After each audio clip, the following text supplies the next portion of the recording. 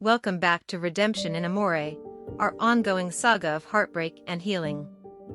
In Chapter 2, titled Surrender to Darkness, we continue to follow Richard's tumultuous journey through despair and the relentless descent into the abyss. Will he find a way to break free from the darkness, or will he surrender to its seductive embrace?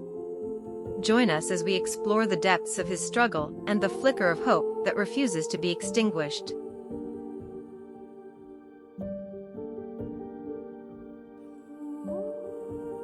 As the days stretched into weeks, I found myself trapped in a relentless downward spiral.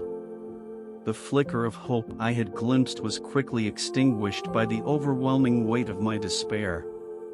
The abyss, which I had attempted to distance myself from, seemed to grow darker and more alluring with each passing day. My mornings began with a sense of dread, as the reality of my shattered life washed over me. The notepad that had once held my attempts at catharsis now remained untouched, buried beneath the debris of my misery. It felt as though I had lost the ability to put my pain into words, as if the very act of acknowledging it had become too painful. Alcohol became my only solace, the numbness it provided a brief respite from the relentless ache in my heart. I drank to forget, to escape the harsh truth of my existence, even if it was just for a fleeting moment. The empty bottles piled up around me, like a testament to the futility of my efforts. The world outside seemed distant and irrelevant, a mere backdrop to the personal hell I had created for myself. Friends who had once tried to reach out gradually faded into the periphery of my life, their concern no match for the allure of self-destruction. In the darkest corners of my mind, I entertained thoughts of surrendering completely to the abyss. It whispered seductively, promising an end to the pain and a respite from the torment. The idea of simply letting go and allowing the darkness to consume me became increasingly tempting. But somewhere deep within, a small ember of resistance still glowed. It was a fragile spark, nearly drowned by despair, but it refused to be extinguished. It whispered that there was more to life than this endless cycle of self-destruction, that I was capable of more than surrendering to the abyss. As I clung to that fragile ember, I knew that the battle was far from over. The downward spiral had not yet run its course, and the abyss continued to beckon. But somewhere in the depths of my soul, a sliver of determination remained, a determination to find my way back from the brink, no matter how treacherous the journey. With each passing day, the descent into darkness seemed inexorable. The abyss that had once beckoned from the periphery now loomed large, a yawning chasm that threatened to swallow me whole. I found myself caught in a relentless cycle of self-destruction, unable to break free.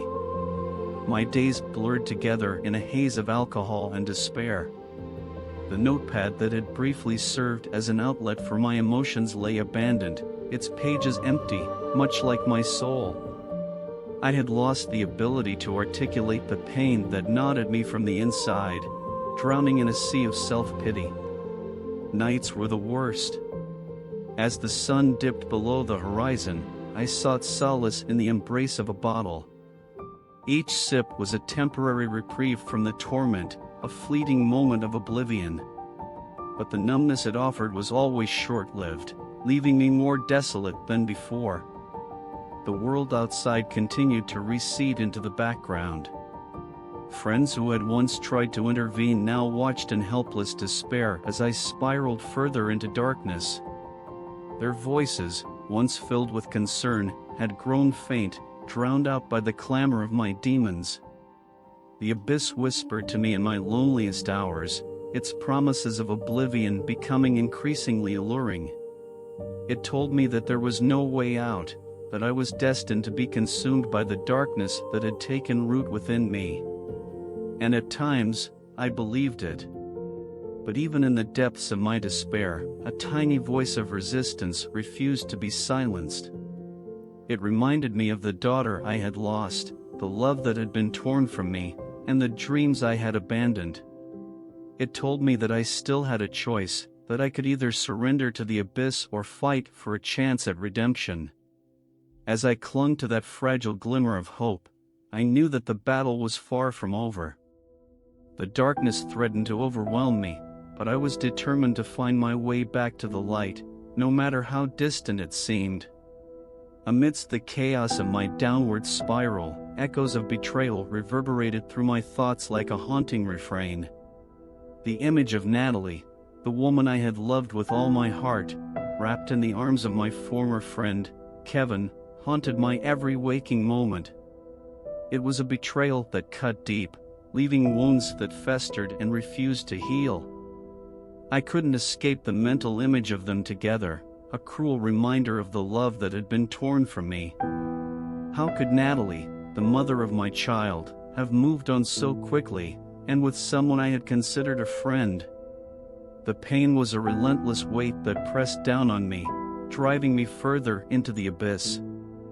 I found solace only in the numbness that alcohol provided. It was a temporary escape, a way to drown out the agony that threatened to consume me. In my darker moments, I questioned whether I had ever truly known Natalie. Had our love been a facade, a lie that had crumbled beneath the weight of betrayal? I felt like a fool, a man who had been blind to the true nature of the woman he had loved. The world outside continued to blur into insignificance. Friends who had once reached out to offer support now watched in helplessness as I unraveled. Their well-meaning words of advice fell on deaf ears, drowned out by the cacophony of my despair. The abyss, once a distant specter, now seemed like my only refuge. It whispered seductively, promising an end to the pain and a respite from the torment of betrayal. The idea of surrendering to its darkness became increasingly tempting. But even as I teetered on the brink of surrender, a small voice of resistance refused to be silenced. It reminded me of the daughter I had lost, the love that had been stolen from me, and the dreams I had abandoned. It told me that I still had a choice to succumb to the abyss or to fight for a chance at redemption. As I clung to that fragile ember of hope, I knew that the battle was far from over. The echoes of betrayal continued to haunt me, but I was determined to find my way back to the light, no matter how dim it seemed. As the days turned into weeks, my descent into darkness seemed inevitable. The abyss that had beckoned from afar now loomed closer, its embrace growing ever tighter. I felt like a ship adrift in a storm, with no hope of finding land. Each morning brought a fresh wave of despair, a reminder of the life I had lost. The notepad that had once offered solace now remained untouched, a silent witness to the depth of my misery. It was as if I had lost the ability to put my pain into words, as if acknowledging it was too much to bear. Alcohol became my only companion, a cruel friend that offered temporary relief from the relentless ache in my heart. I drank to forget, to escape the harsh reality of my existence, even if only for a fleeting moment. The empty bottles piled up around me, like a monument to my self-destruction. The world outside continued to recede, its colors fading into grayscale. Friends who had once reached out to help now watched in despair as I spiraled further into the abyss. Their words of concern had grown distant, drowned out by the cacophony of my demons. The abyss called to me in my loneliest hours, its promises of oblivion growing more seductive by the day. It told me that there was no way out, that I was destined to be consumed by the darkness that had taken root within me. And at times, I believed it. But even in the darkest moments, a small ember of resistance refused to be extinguished. It reminded me of the daughter I had lost, the love that had been torn from me, and the dreams I had abandoned. It told me that I still had a choice to surrender to the abyss or to fight for a chance at redemption. As I clung to that fragile glimmer of hope, I knew that the battle was far from over. The darkness threatened to overwhelm me, but I was determined to find my way back to the light, no matter how distant it seemed.